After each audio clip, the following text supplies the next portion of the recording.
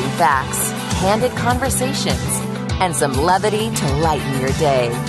This is the Cale Clarke Show on Relevant Radio.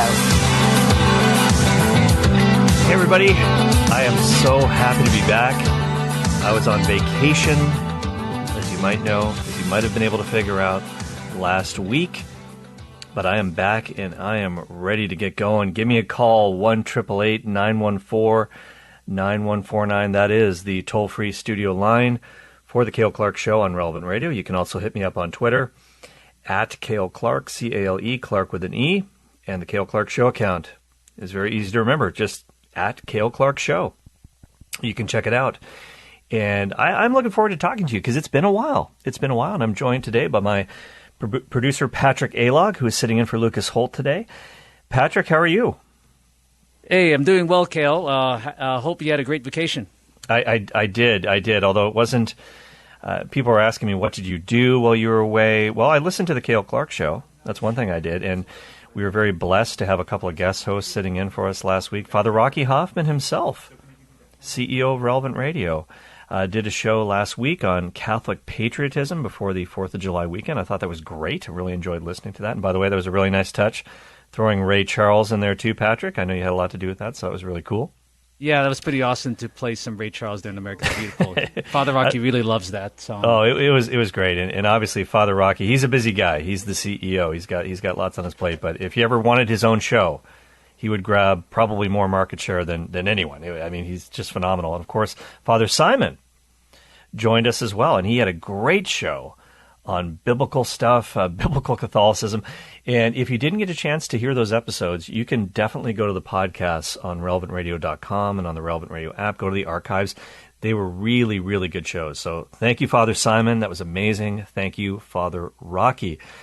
And in terms of what I did on my vacation, and I got to tell you, I was pretty much the Cal Ripken Jr. of Relevant Radio for a little while because I went for about a year without taking any vacation. I finally had to do it because if you don't use it, you'll lose it. And what did I do on my summer vacation? Well, I did my taxes. How exciting is that? And yeah, the tax deadlines. Well, hey.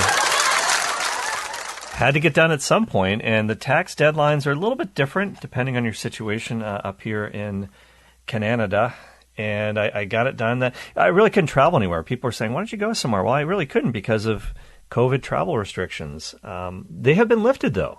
They have been lifted as of yesterday. As of yesterday, I can now travel. It was too late for my vacation this time, but I can travel and without quarantining for 2 weeks. That's good news for the future. Bodes well for the future, but it was of no use to me this time. But one thing I really was thinking about during my time off was something that I've been reading about. And as you guys know, I'm a big fan of Cal Newport, this guy who does a lot of writing on work. He's got a book called Deep Work. He's got a book called Digital Minimalism, about living the deep life. Got a podcast. Interesting guy. And while I was on vacation, one of the things that he talks about, and I was trying to find some information about this, He talks about this idea of having high-quality leisure time. We've got to have deep work, but we've also got to have deep leisure. And this is not an optional thing. And I haven't been so great at this myself recently. And in fact, on my last little vacation, I took a week in June, and I took a week at the end of June and early July, obviously last week. But on my first little week off, I was still working a little bit. I was doing Faith Explained shows, recording those during my time off half days, and I really shouldn't have done that. I mean, and I was really encouraged to totally unplug this time, and that's what I pretty much did. I unplugged so I could do my taxes. That was really exciting. But one of the things Cal Newport talks about is this idea of high quality leisure. So I was like, what does he mean by this? What does he mean by this? And there's a quote from his book, Digital Minimalism, where he mentions this. And here's the quote, and I quote, "In recent years, as the boundary between work and life blends, jobs become more demanding and community traditions degrade, more and more people are failing to cultivate the high-quality leisure lives that Aristotle defines or identifies as crucial for human happiness. This leaves a void that would be near unbearable if confronted, but that can be ignored with the help of digital noise. It is now easy to fill the gaps between work and caring for your family and sleep by pulling out a smartphone or tablet and numbing yourself with mindless swiping and tapping. End of quote. That was an interesting quote because he talks about Aristotle saying that high-quality leisure is crucial for human happiness. If you're really going to be living a blessed life, if you're really going to be living a fulfilled life, and this really is important to us as Catholics because we want to live holistic lives. We want to be happy. We want to be blessed. If you want to be happy, you've got to be more holy. Well, part of holiness is sanctifying not just our work, not just our family time, but also our leisure time. And obviously, family time can be part of the leisure time for sure, but it's crucial for human happiness. And as Cal Newport writes, this is a void that would be near unbearable if it was confronted. So in other words, if you didn't have this, if you're a human person and you didn't have the ability to have leisure time, you wouldn't be able to go on. You wouldn't be able to continue on. You have to have it. And it's unbearable if you don't have it. Now, many people don't have this, though. Many people don't have high-quality leisure time. What are they doing when they're not working? What are they doing when they're not sleeping? Well, they've got a really bad counterfeit of high-quality leisure. And some of this stuff, but people don't really notice it. They don't really notice how badly they're lacking in this area because, as Newport says, you can simply whip out your smartphone, your tablet, and start numbing yourself with mindless swiping and tapping, maybe Netflix binging, that kind of thing. And so it's almost like you're medicating yourself. If someone is struggling with alcoholism, they might want to use the alcohol to numb the pain, to avoid confronting something that's really unpleasant, that sort of thing. Well, we don't really notice the absence of high-quality leisure in our lives because of the fact that we've got these digital devices that are really a godsend in a lot of ways, but in a lot of ways that can really harm our lives too and prevent us from acquiring the good life. And so what does Newport say about this? And I finally found some stuff. I was searching around and I found some things that he wrote about high-quality leisure because I need better leisure time. I don't want to be... I got to confess, I'm as bad as anybody else at hopping on Twitter, and I'm not really a big Facebook guy, but I'm on Twitter. I like Twitter a lot because I get a lot of show ideas from Twitter. I interact with a lot of people on Twitter, and actually I'm going to be joined later in the show. You're going to want to stick around for this. Someone who's very active on Twitter, Christine Rousselle, friend of the program from the Catholic News Agency. She's going to be joining me later in the show. You're not going to want to miss that conversation. It's a great way to connect with people, but it also can be something that prevents one from having truly high-quality leisure. So at least in moderation, these things need to be used. But Cal Newport wrote about a challenge that he gave people. Now, this was back in January, but really it can be used in any month of the year. And I'm going to propose that here on the Cale Clarke Show, as you're listening to me today, maybe we could do this together. And what he's trying to do back in January, Newport was trying to get people to commit to high-quality leisure by going a little bit analog here. And obviously he's into digital minimalism. He's not saying digital is bad, but it's to a large extent taken over our lives. And if you fill your life with it, it's going to hinder your ability to be truly human. So he advocates going a little bit back to an analog point of view. And you're listening to the Cale Clarke Show on Relevant Radio, talking about high-quality leisure. So maybe we could set ourselves up here as we're going into summer. And we just had a big holiday weekend, of course, Independence Day weekend in the United States. I had Canada Day. Canada Day was July the 1st, then July the 4th happened as well. I celebrate both because why not? And we want to move into the summer and try to get some better leisure in our lives. So here's what Newport recommends. And this is an analog challenge. And we could do this together. You and I can do this together for the month of July. And you could tweet at me how you're enjoying this, at Cale Clarke, C-A-L-E, Clarke with an E. Maybe send me a picture, because there's 5 things that Newport recommends. And really, it's designed to provide you with a kind of a crash course to satisfying activities that are really high-quality leisure, and it will prevent you from craving this anxiety, this anxious attraction to your screens. So here they are. So here's 5 things that he recommends. Number 1. Now, I'm not going to suggest that we do all 5 together because it might be a bit much. It might be, but let's try to do one thing. Maybe we could try to do the first thing. So the first thing he recommends is reading.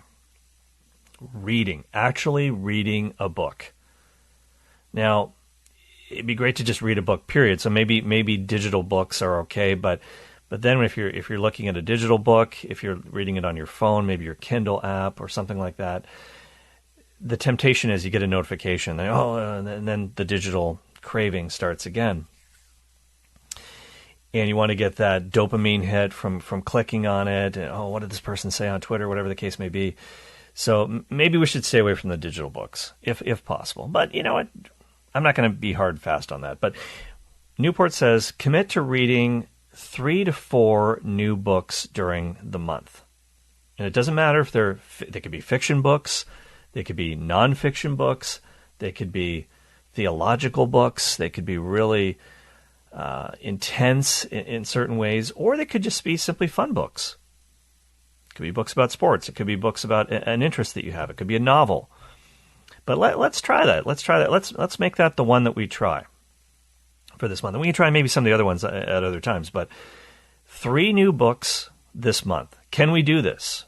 That would require us to maybe put down our phone and interact with an analog book, the written word. I think that's crucial in many ways to being more human.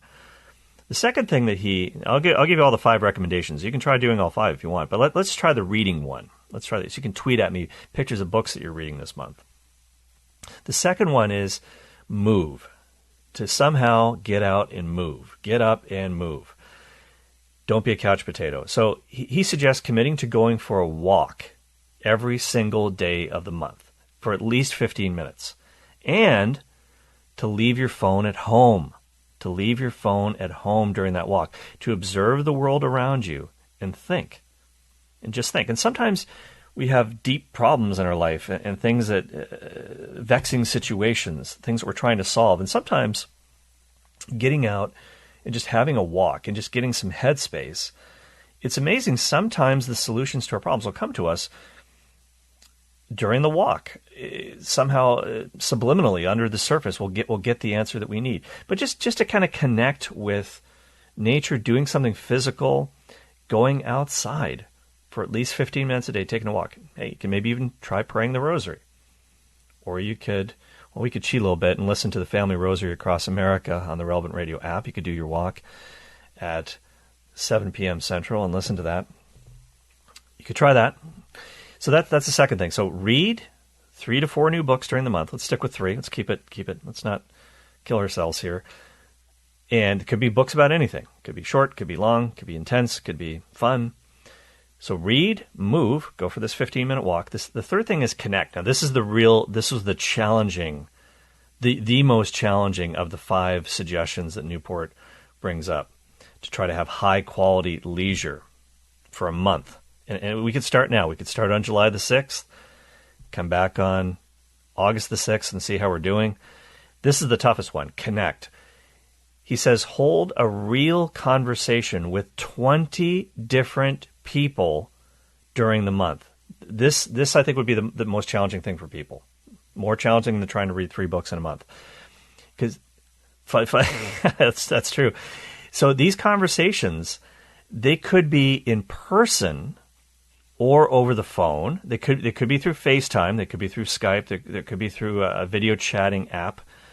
But text-based communication doesn't count. You have to be able to hear the other person's voice. So it could be an in-person conversation, maybe at a coffee shop, something like that. It could be taking a walk with somebody. Hey, you could kill 2 birds with one stone. Do your walk, commit to that 15-minute walk, and connect with someone else. Take a walk together. Steve Jobs was famous for that. The famous CEO of Apple Computer. He loved talking with people on a walk. He'd always grab people and say, let's go for a walk. And he'd talk about really heavy stuff and philosophical stuff and business problems, all that sort of thing. So you've got to be able to hear the other person's voice. So no texting, no email. It's got to be either in person, face-to-face, or over the phone, or over video chat. But you have to be able to hear the person's voice. Now, that's going to take some planning to be able to talk to 20 different people in a month in that way. So you might be able to do that by having lunch with a different person, maybe a couple times a week, colleagues for coffee breaks, calling an old friend. That's another thing that you could do. But that would be, to me, that's the toughest of the 5 challenges. Yeah. Hey, Cale. Yeah, 5 is hard enough, Cale. Just 5 is hard enough. Yeah, 5. Maybe we should take a baby step here. But anyways, I'm just saying that's what he recommends. 20 different people. That seems challenging. But yeah, let's go with 5. Let's go with 5. Okay, 5. All right. Now the fourth thing is to make something. To make. And he says participate in a skilled hobby that requires you to interact with the physical world. It could be making a craft. It could be knitting. I don't know if you knit, Patrick, but do you crochet in your spare time? I don't think so. The next time I crochet will be the first time I crochet. Well, some people are into that. Woodworking. Some people build crafts. Cal Newport, he's kind of a scientist, so he's been building custom circuits with his kids. All right. Not my cup of tea, but it could be an athletic thing. It could be golfing. He doesn't say that, but I just said that because, hey, I like to golf. I agree with you there. Yeah, and hey, the match is tonight. It's on right now. We'll talk about that later. It's on right now. Aaron Rodgers and Bryson DeChambeau against Tom Brady and Phil Mickelson. The Capital One match.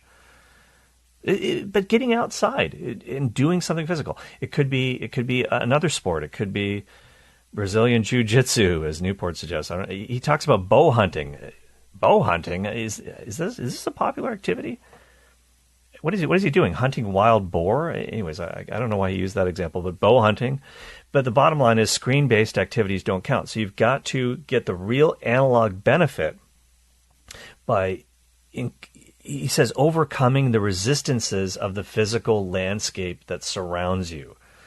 So that's interacting with nature in a way that you make something. And again, it could be an athletic pursuit. It could be a craft. It could be anything.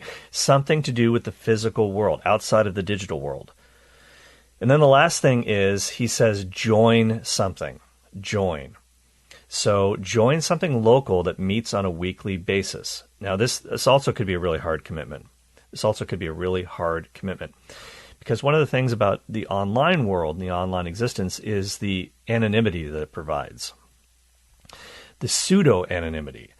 And as we all know, they always say the bottom half of the internet is not worth reading. If you ever read the comments after an article or comments on social media, very often they're vitriolic, very often they make personal attacks on individuals. It brings out the worst in people. But when you gather in the real world with real people in real life to work on something real together, this tends to be very beneficial to us as humans because we're social. We're social animals, right? And we're more than animals. We have an eternal soul that's created in the image and likeness of God. But the bottom line is that we do have this social need, and that's been one of the hardest things, obviously, about the pandemic. It's been so hard on people, especially the young, that social interaction is just not there, and that's led to a lot of despair in life. So let's turn things right side up from upside down, and try to maybe pick and choose some of these things. Maybe all 5. You can do all 4 of these things. Rather, there's 4 things. No, there's 5 things. I can't even count. So the first thing is read. So we're going to try to do that one together. That's the one we're going to try to do this month on the Cale Clarke Show. Try to read 3 new books during the month. Could be about anything. Text me some photos. Tweet at me some photos. Tweet at the show account. At Cale Clarke Show, my personal at Cale Clarke. You could let me know what you're reading, what you're into, what you found cool about that. So read, move. This is getting outside, going for a walk, 15 minutes at least, without your phone. Connect. Have a conversation with, we brought it down from 20 to 5 different people during the month. Can't be text-based. Has to be voice. Has to be either in person or on the phone or through a video chat. Make something. Interacting with the physical world. That could be sports. It could be making a craft. Anything to do with digging your garden. I don't know. Interacting with the physical landscape around you. And join something local that meets weekly. It could be a book club. It could be, I don't know, a local homeowner society, if that's your cup of tea. I don't know, but just connect with people around you. So, and many people say, how can I do this? How could I possibly fit these activities into my busy life? Well, the answer is very simple, according to Newport. When you spend less time online, you will have all kinds of more free time that you never thought you had. When you stop treating your phone as your constant companion, you start living your life in reality, you're going to have way more time than you think. So he recommends that for a month, if you want to try to go analog, get some high quality leisure into your life, dumb down your smartphone. Use it only for calls, texting, because sometimes you do need to text people and meet me here, or I'm going to be home at this time. Maps. We need maps to get from point A to point B. And audio, maybe you can listen to podcasts, maybe you can listen to music. By the way, that's exactly how Steve Jobs originally intended the iPhone to be, just for calls, texts, maps, and audio. Now, of course, the App Store was really not a reality at that point. Steve Jobs did not want there to be third-party apps on the iPhone, as we all know. So we could try to dumb it down a little bit, and that would be very difficult for a lot of people. But anyways, these are some things that we can do to try to get some high-quality leisure in our lives that will really revivify us, that will really regenerate us when we are on vacation, when we do have some time off. And this will enable us to have much better focus at work, be much more productive, we'll be less scattered, and we'll have better, I think, relationships with the important people in our lives as well. So I don't know what you think of that. Is this worth trying? You can give us a call and let us know. 1-888-914-9149. It's the Cale Clarke Show. I am back from vacation. We've got a great week set up for you. I can't wait to share it with you. I'll be telling you later on about some stuff that's coming up this week, but I'll be joined right after this break by Christine Rousselle from the Catholic News Agency. We're going to be talking about a lot of cool stuff, including last night. She's one of the biggest Montreal Canadiens fans in the world. We're going to be talking about their dramatic victory in Game 4 of the Stanley Cup Finals last night. Be right back.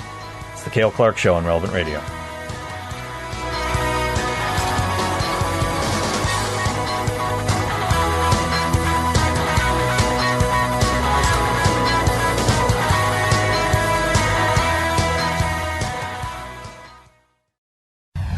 Hello, Canada and hockey fans in the United States and Newfoundland. This is the Cale Clarke Show, giving you the confidence you need to bring the faith into everyday life. But Anderson's able to get it out, and he'll turn the corner on Bruta. He's got a man in front. Bruta gets back, chased by Caulfield. Anderson scores! Josh Anderson, the overtime hero, and the Canadiens are still alive. They win Game 4. That's right. That was TSN 690 with the call of last night's dramatic overtime winner by Josh Anderson, who also scored the first goal of the game for the Montreal Canadiens as they staved off elimination by the Tampa Bay Lightning in Game 4 of the Stanley Cup Final from last night. Wow, what a game that was, and what a series it is hopefully going to be. It's not over yet, that is for sure. And I don't know if you watched the game, if you're even a hockey fan, if you watched the game on NBC last night, it was on, or if you have maybe a gray market satellite dish, maybe you actually watched it on Hockey Night in Canada. I don't know, or maybe one of those Android TV boxes. We'll talk about them because they're not exactly kosher from a legal point of view in some cases. But hey, by the way, do you want to hear the call in French? Patrick, do you have the French call from 98.5 FM in Montreal? Oui. All right, let's hear it. Anderson tente la passe devant, Caulfield tire, arrêt retour, Josh Anderson et le Canadien provoque un 5e match. Bon de nuit, Et le bout! Yeah, that's awesome. And of course, if you've been watching the games, you know Montreal it does everything in English and French. So it's always fun to hear the national anthem in both languages. It's always cool. Actually, the French version of O Canada is way better. It's way better. It talks about carrying the cross. It's really cool. All kinds of stuff that's not in the English version. Anyways, fun stuff. I'm joined right now on the Cale Clarke Show by one of the biggest Montreal Canadiens fans in the world, certainly the biggest one I know, Christine Rousselle from the Catholic News Agency. Christine, Thank you for joining me today, and you're joining me from Phoenix, where it's really hot. I am. Thank you for having me. Right now it's 109 degrees, but that's not even factoring in the humidity and other things. So, yeah, it's very hot here. But thank you for having me on. And you are in Phoenix. Why? I am competing at the U.S. National Irish Dance Competition, which is something I do when I'm not working for Catholic Youth Agency. No way. That's incredible. That's incredible. Irish dancing. This is something you've been doing for years. Sort of. I've been doing dance since I was little. Like, I was mostly into clogging, which is more of your neck of the woods kind of thing. And, but I got into Irish as an adult 3 years ago, and here I am at Nationals. So, wow. Still waiting to see how I did, but I'm pretty pleased with today's results, or with how I danced. So it's up to the judges now. Well, best of luck with that. And you didn't have any Canadians to worry about because the border was closed, so you only had to defeat, people south of the 49th parallel. But, of course, there's Irish dancing, and that's pretty competitive, obviously, and you're into that. And there is also hockey. Now, how on earth did you come to be a Montreal Canadiens fan? I like to joke that I was exposed in the womb. The first hockey game I ever went to, my mother was pregnant with me, and it was her and my father went up to the Forum for a game. And, it's been, I guess, downhill ever since if you look at the fandom. But my dad was a huge Habs fan, and growing up in his part of Maine, he spoke French before he spoke English, and it's predominantly French-Canadian community. So there's dozens of us Habs fans up in southern Maine.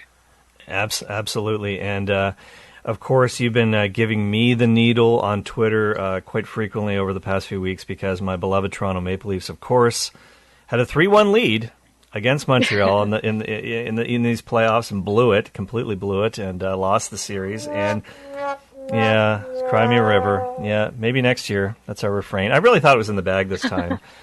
And I honestly did too. Yeah, I mean, I wasn't rooting for Toronto, but I thought like this could have been their year. Plus, they had it all, on documentary film, so you get to see behind the scenes. Yeah, which you were quite gleefully pointing out that hey, they actually made a documentary about this year. Well, I don't think they're going to want to necessarily put that one under the lights, but you've been giving me some hard times about actually because I have sort of after the series, and obviously it stung to lose, and by the way.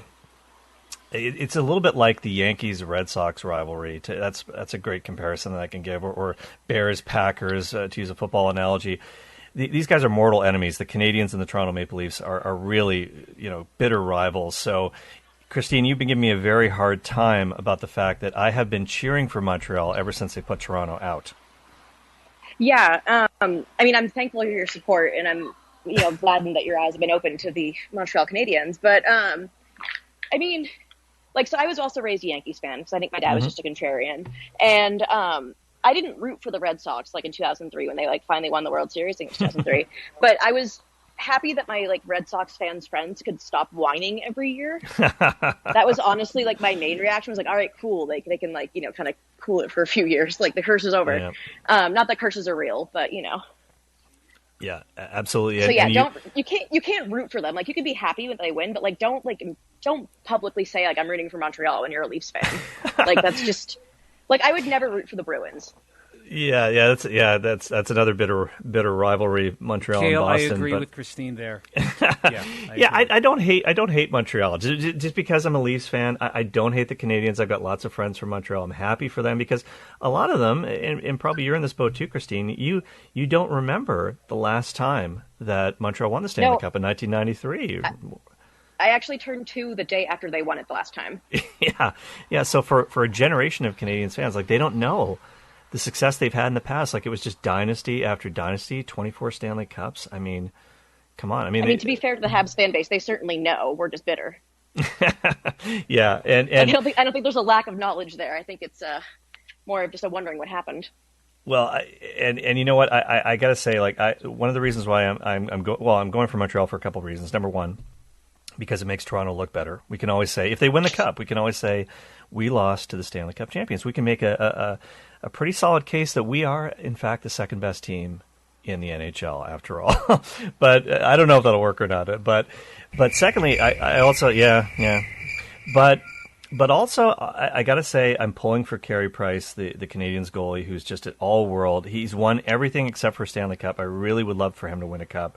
He's a phenomenal goalie, and he proved it again last night and really kept them in the game, getting this thing into overtime, and they were able to pull through.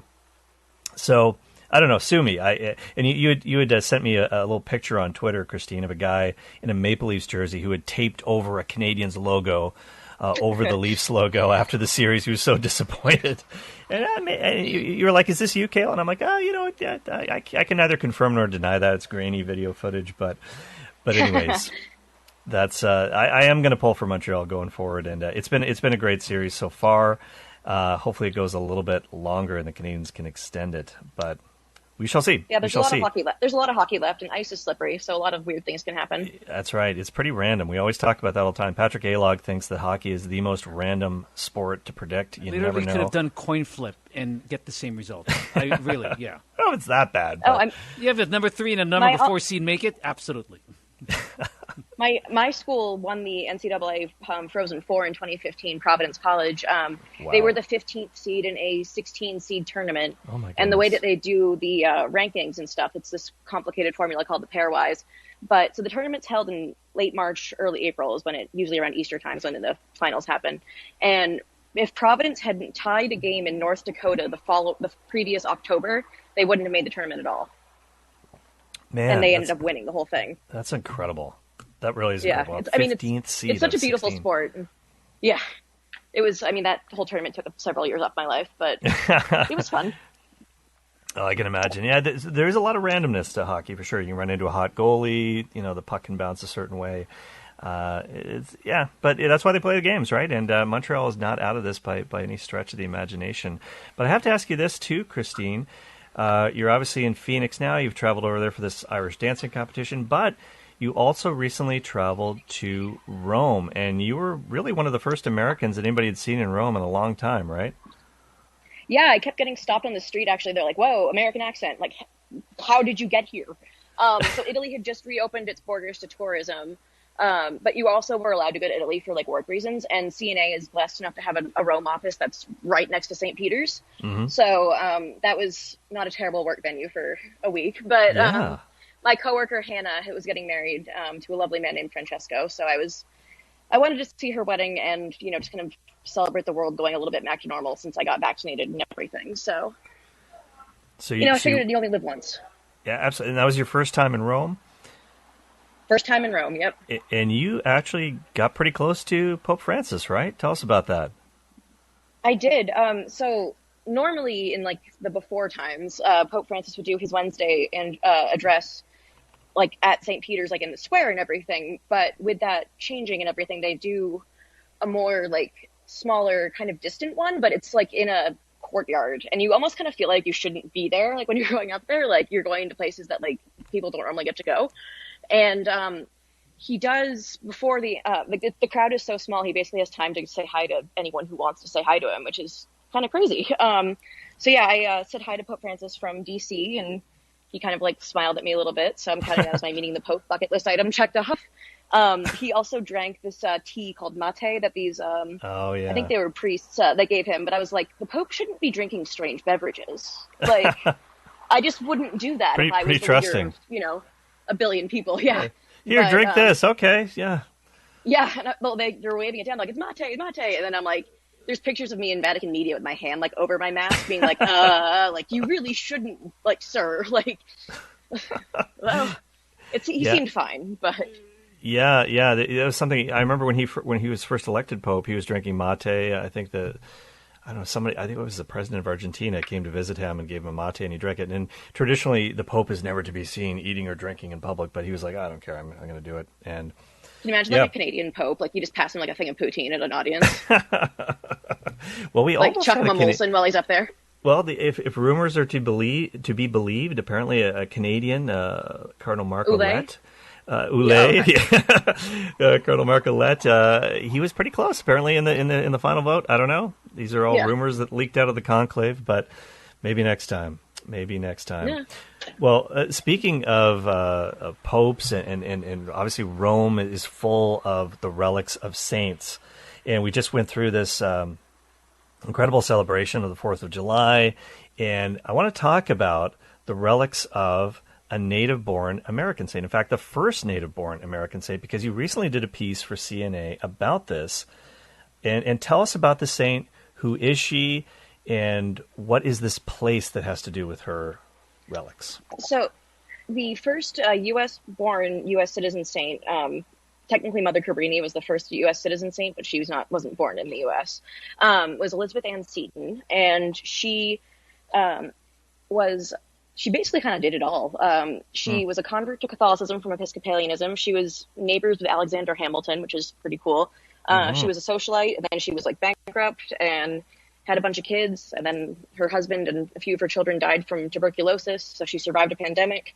And then she, converted to Catholicism, started a religious order, started a whole network of schools and things like that, and then she was canonized in 1975, I think it was. That's incredible. So her house and the original schoolhouse, I think it is, are still available for people to visit at the Seton Shrine in Emmitsburg, Maryland. And it's a lovely little place, and they have a Seton Family Museum, and I was able to visit it last week to cover the opening of the Seton Family Treasures, which is a collection of extremely rare relics and artifacts from the Seton family that were donated to the shrine to be viewed in public for the first time. And it's some really intimate stuff, like her wedding portraits, the miniatures that they gave each other because you couldn't have, photographs back then, that she gave to her husband. Like they each traded, like, you get one of me, you got, vice versa. And her daughter's christening gown and her bonnet that she wore that was part of the habit of the order she founded. And it was just really cool to see all of her things.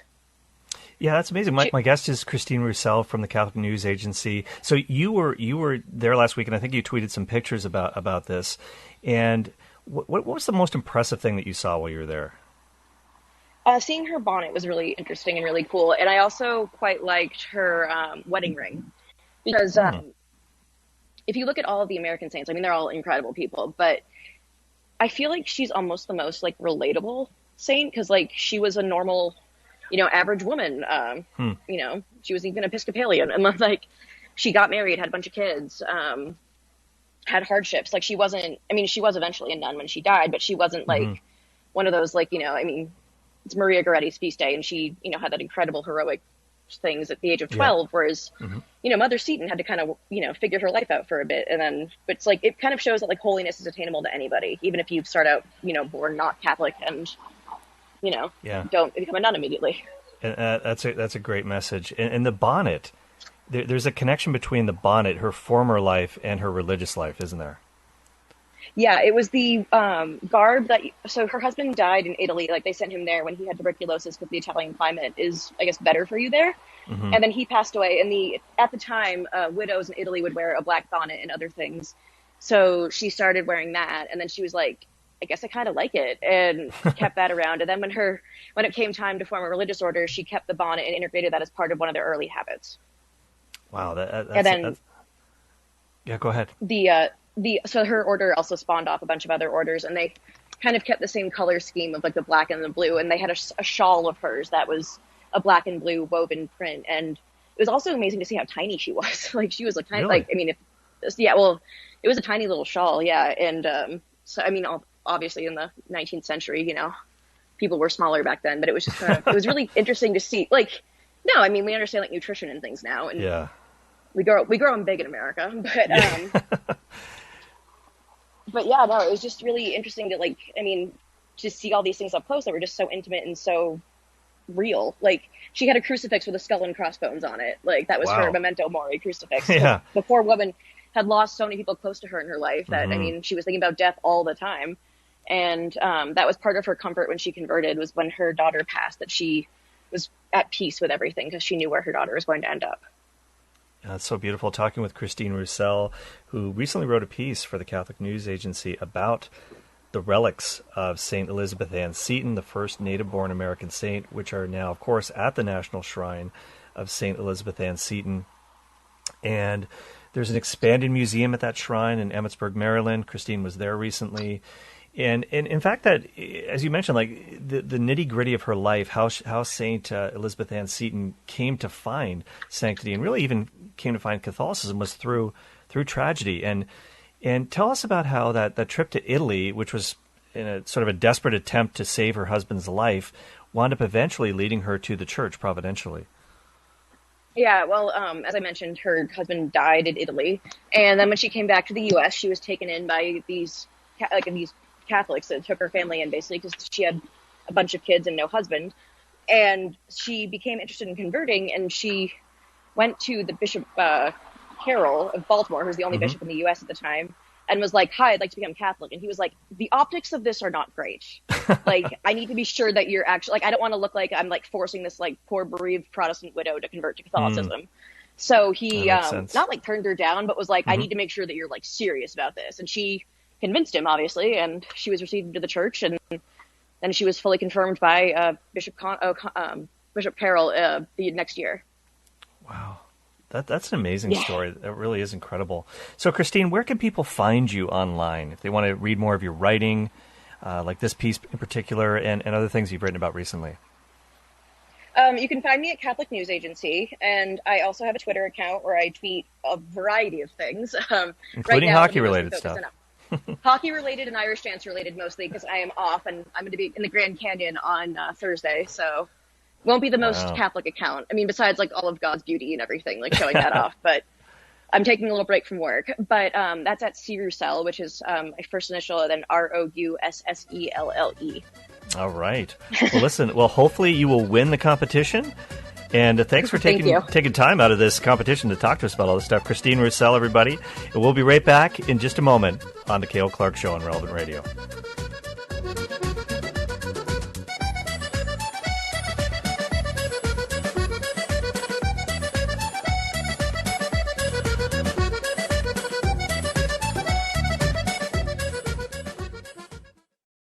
Catholic Order of Foresters is proud to sponsor the Relevant Radio studio line. For information about employment opportunities and flexible premium life insurance plans, visit relevantradio.com/Forester.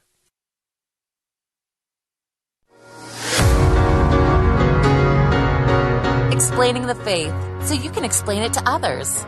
It's the Cale Clarke Show on Relevant Radio and the Relevant Radio app. Hey, welcome back to the show. It's my first day back after vacation. So good to be with you. 1-888-914-9149 is a toll-free line to call, and this segment would be a good time to call.